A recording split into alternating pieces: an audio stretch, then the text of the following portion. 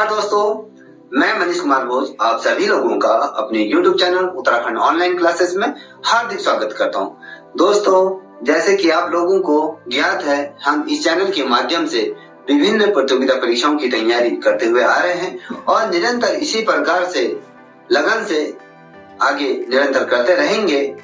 दोस्तों, मैं आज आपके सम्मुख एक महत्वपूर्ण बिंदु पर चर्चा करने के लिए उपस्थित हुआ हूं।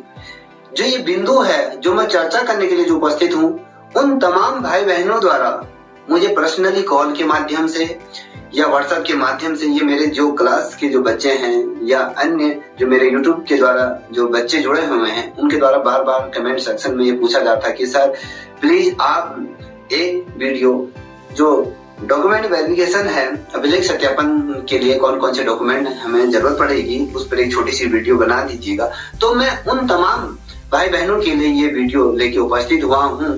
तो प्लीज आप इसे पहले से लेके अंत तक अवश्य देखें। साथ ही मैं आपसे दिल से निवेदन करूंगा, जितने भी लोग इसे देख रहे हैं, तो प्लीज आप इस चैनल को भी सब्सक्राइब करें। साथ ही आप अपने दोस्तों को भी इसे साझा करें, जो सीमांत दूरस्थ क्षेत्रों में जो अभ्यर्थी रहते हैं, जो इन चीजों से अनभिज्ञ हैं। तो प्लीज मैं आपसे ये चाहूंगा कि आप उन्हें भी इसे शेयर करें।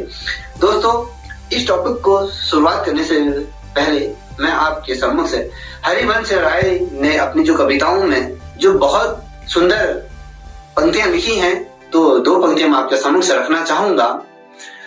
हारना तब आवश्यक हो जाता है जब लड़ाई अपनों से हो, जीतना तब आवश्यक हो जाता है जब लड़ाई स्वयं से हो, अपने आप से हो। मंजिल मिले तो ये मुकद्दर की बात है, हम कोशिश ही ना करें तो ये अलग बात है, या कहें यह गलत बात है। किसी ने बर्फ से पूछा कि भाई आप इतने ठंडे क्यों हो, तो बर्फ ने इसका उत्तर बड़ी शालीनता से दिया। बर्फ ने कहा कि मेरा अतीत भी पानी, मेरा भविष्य भी पानी, तो फिर मैं गर्मी किस बात की रखूं। तो ये एक मोटिवेशन पंक्तियां हैं जो हमें अपने जीवन में धारण करना चाहिए। तो आइए शुरुआत करते हैं आज की इस श्रृंखला का। दोस्तों, जो आज का जो बिंदु है, सहायक अध्यापक एलटी के लिए अभिलेख सत्यापन में किन किन डॉक्यूमेंटों की आवश्यकता होगी, हमें कितने सेटों की जरूरत पड़ेगी, क्या क्या चीजें पड़ेंगे, आइए विस्तार पूर्वक समझते हैं। दोस्तों, सर्वप्रथम आप सभी लोगों को जो हाई स्कूल की अंक तालिका है और उसका जो प्रमाण पत्र है, उनकी आपको 3 फोटोकॉपी करनी है। साथ ही उसी प्रकार से इंटरमीडिएट और इंटरमीडिएट की जो अंक तालिका है और उसका जो प्रमाण पत्र है, उसकी भी फोटोकॉपी कर लीजिए। साथ ही जो बीएससी है, जो बीए है, वो तीनों ईयर की आप मार्कशीट जो आपके पास हैं, उनकी फोटोकॉपी कीजिएगा। जो सेमेस्टर वाले जो बच्चे हैं, आप अपनी सारी जो सेमेस्टर वाइज उनकी फोटोकॉपी कर लें। प्रत्येक की 3 सेट आप अवश्य बनाएं। साथ ही आप जो बीएड है, बीएड की भी अंक तालिका की फोटोकॉपी अवश्य करें।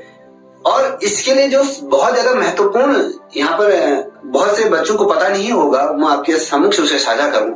दोस्तों, वेरिफिकेशन से पूर्व यदि आपके पास समय है तो इन चीजों को परिपूर्ण कर लीजिएगा। जिस समय डेट आएगी तो उस समय आप भागे भागे दौड़ोगे। देखिए दोस्तों, आप अपनी डिग्री अवश्य निकाल लें। आप अपनी बीएससी की या बीए की डिग्री आप अपने पास, आपके पास होनी चाहिए। उस समय वो डिग्री भी वहां पर मांगते हैं। साथ ही आप बीएड की भी और जो एमए किए हुए हैं बच्चे, उनकी भी अपनी संपूर्ण रूप से आप डिग्री निकाल के रख लें।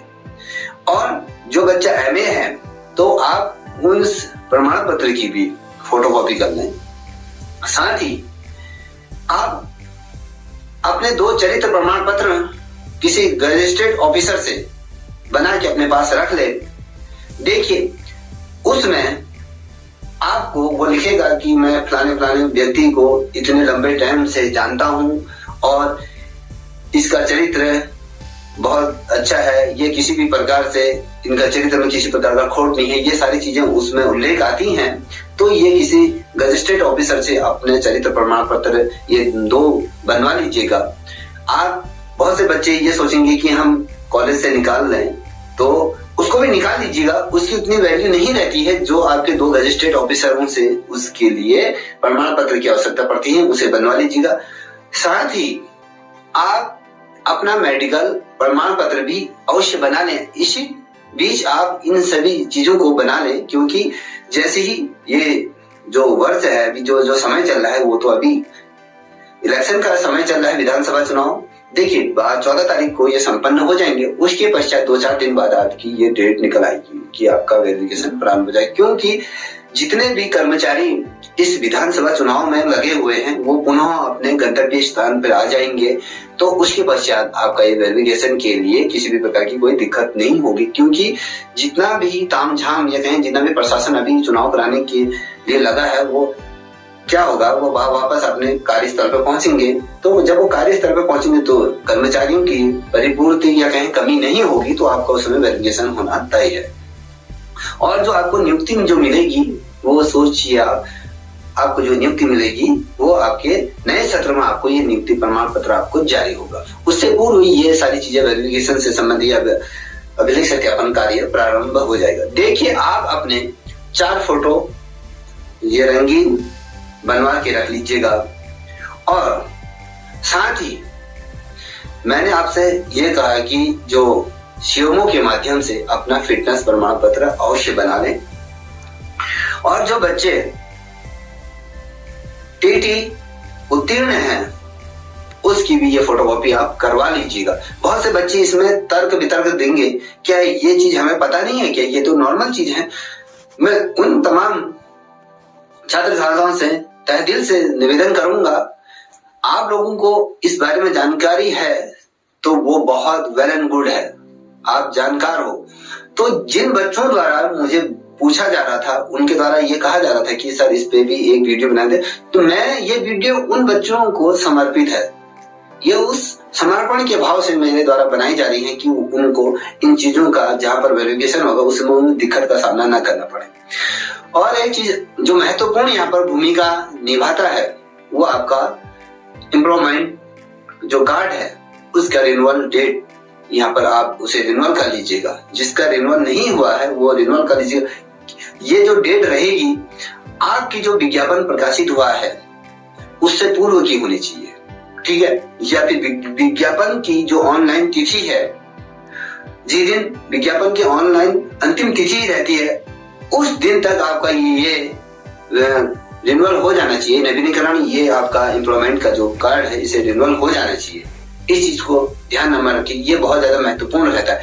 कई बच्चे ऐसे होते हैं, जब हमारे टाइम पे जिस समय हमारा वेरिफिकेशन हो रहा था तो उस समय एक वाक्य मुझे याद है, एक थे हमारे साथ के, तो उनका एम्प्लॉयमेंट में ये वेरिफिकेशन नहीं हुआ था, जो विज्ञप्ति तिथि से पूर्व नहीं हुआ था, उन्होंने वो बाद में कराया। तो उस कारण से जो उनकी जो मेहनत थी वो सारे पानी में चली गई। उनके द्वारा फिर ये बाद में हाईकोर्ट पर स्पेशल रूप से इस पे अपील की गई थी कि सर ये छोटी सी गलती की वजह से मुझे बाहर नहीं किया, तो कोर्ट ने फिर उस पे बहाल कर दिया गया था।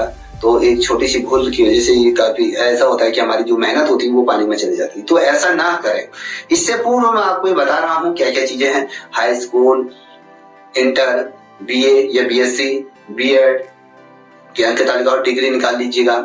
साथ ही जो आपका टीटी पर जो टीटी का जो अंक पत्र है उसकी फोटोकॉपी होनी चाहिए आपके पास। इन तमाम चीजों की आप एक 3 सेट बना के पहले से ही रख लीजिएगा, या फिर हो सके किसी गजेटेड ऑफिसर के पास जाके इनको सत्यापित अवश्य करवा लीजिएगा। उस समय क्या होता है, ये कहते हैं कि आप गजेटेड ऑफिसर से इसे सत्यापन करा दीजिएगा। अभी तो होता है कि अभी आप लोग समझ रहे ये स्वयं द्वारा इसे सत्यापित किया जाता है, तो कहीं दफे ऐसा होता है कि वो कहते हैं कि आप इसे किसी गजेटेड ऑफिसर से इसे प्रमाणित करके लाइएगा। तो इससे पूर्व आप अपना ये 3 सेटों को किसी भी अधिकारी के पास जाके अपना इनको सत्यापित करा लीजिएगा, चाहे वहां मांगे ना मांगे, अपने इस तरह से इन चीजों को फिल फूल कर लीजिएगा।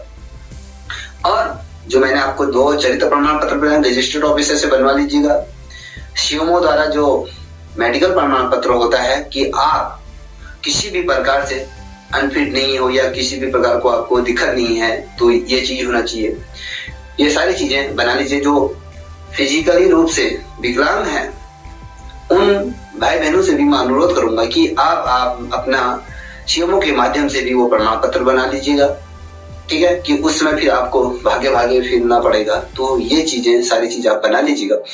साथ ही आप अपने साथ 2 लिफाफे अवश्य रखें जिसमें आप अपने घर का पता उसमें होना चाहिए। उसमें स्पीड पोस्ट के आधार पर 30 रुपए या 40 रुपए की उसमें टिकट लगा लीजिएगा। ये चीजें अपने पास रख लीजिएगा। ये तमाम चीजें आप रख के वहां जाइएगा और अपने ओरिजिनल डॉक्यूमेंट भी साथ लेके जाइएगा, तो आपको किसी भी प्रकार की वहां पर किसी भी प्रकार की समस्या का सामना नहीं करना पड़ेगा। और कभी ऐसा होता है कि हम जल्दीबाजी में काफी चीजें भूल जाते हैं, तो वहां पर आपको क्या होता है, डेट में नहीं पहुंच पाते हो, तो फिर आपके लिए आप आयोग से रिक्वेस्ट करोगे कि सर हमें इस तिथि को प्लीज मेरा वेरिफिकेशन नहीं हो पाया तो छूट गया, तो उसमें फिर आपके लिए ही ये बाद में समस्या का सामना करना पड़ेगा ही आप लोगों को। ठीक है दोस्तों, ये सारी तमाम चीजें आप कर लीजिएगा। और यदि मैं बात करूं तो आप जितने भी भाई बहन वहां पर आपको एक शपथ पत्र भी भराया जाएगा, ठीक है, कि उसमें ये स्पष्ट से लिखा होगा कि मैं फलाना व्यक्ति, मैं निवासी, माँ पुत्र, ये फलाना पुत्री, इसकी फलानी आपका एड्रेस। वर्तमान समय में मैं किसी भी पद पर कार्यरत नहीं हूँ। कई दफे ऐसा होता है, आपने अभी प्राथमिक शिक्षा के अंतर्गत देखा होगा जिसमें प्राथमिक विद्यालयों में जो शिक्षकों की भर्ती हो रही, तो उसमें क्या हुआ था, कई अभ्यर्थी ऐसे थे जिन्होंने फॉर्म फिलअप किया था कि मैं दुर्गम से सुगम की तरफ बढ़ जाऊं, तो उन्होंने वहां पर जो एक कॉलम आता है नहीं, क्या आप पहले से एम्प्लॉयमेंट हो या नहीं हो, तो उन्होंने वहां पर अनहाइड कर दिया था, उसमें नहीं करके लिखा था। तो इस कंडीशन में क्या होता है, वो अभ्यर्थी सिर्फ सीट काटने का कार्य करते हैं। तो इसलिए पूर्व में ये वर्तमान समय में ये चीजें मांगी जा रही हैं, तो इसलिए आप वहां पर आपको प्रमाण पत्र फिलअप कराया जाएगा, वहां पर आपके सिग्नेचर में फोटो लगेगी, तो वहां पर ये प्रमाण पत्र आपको इशू होगा, तो उसको वहां पर आप भर के जमा करोगे कि मैं वर्तमान समय में किसी भी पद पर कार्यरत नहीं हूं, मैं ना किसी पद का लाभ ले रही हूँ। ठीक है, तो ये सारी चीजें हैं। यदि आप किसी पद पर कार्यरत हो तो आपको विभाग द्वारा एनओसी जारी होती है कि फलाना व्यक्ति इस मान इतने ग्रेड पे पर या इतने समय से इस विद्यालय में या इस संस्थान में कार्यरत है। ठीक है, ये जितने भी सरकारी कर्मचारी होते हैं ये उनके लिए होता है। ठीक है, ये आप लोगों के लिए इसलिए मांगा जाएगा कि आप अभी वर्तमान समय में कहीं पर भी कार्यरत नहीं। ठीक है, ये सारी चीजें आप अपने साथ लेके जाइएगा और आपका वेरिफिकेशन होगा। मैं आशा करता हूं कि आप लोगों को जल्दी से जल्दी नियुक्ति मिल जाए। जो अप्रैल का जो पहला सेशन है उससे पूर्व ही मार्च में ही आपको ये नियुक्ति हो जाए, जिससे कि आपका कल उज्जवल हो। इसी आशा के साथ मैं आपसे पुनः निवेदन करूंगा कि आप इस चैनल को अवश्य सब्सक्राइब करें, साथ ही अपने दोस्तों को भी सब्सक्राइब करवाएं और जो दुर्गम क्षेत्रों में, जो दूरस्थ सीमांत क्षेत्रों में जो बच्चे रहते हैं उन्हें भी साझा करें, वो भी इस जानकारी से अपनी तैयारी करें। उसी हिसाब से अपने ये जो डॉक्यूमेंट हैं, जो अभिलेख सत्यापन का जो कार्य है, जो चीजें, जो प्रमाण पत्र हैं, जो मेडिकल प्रमाण पत्र है, उन चीजों को बना सके। ठीक है दोस्तों, आज के लिए इतना ही। जय हिंद, जय भारत, जय उत्तराखंड।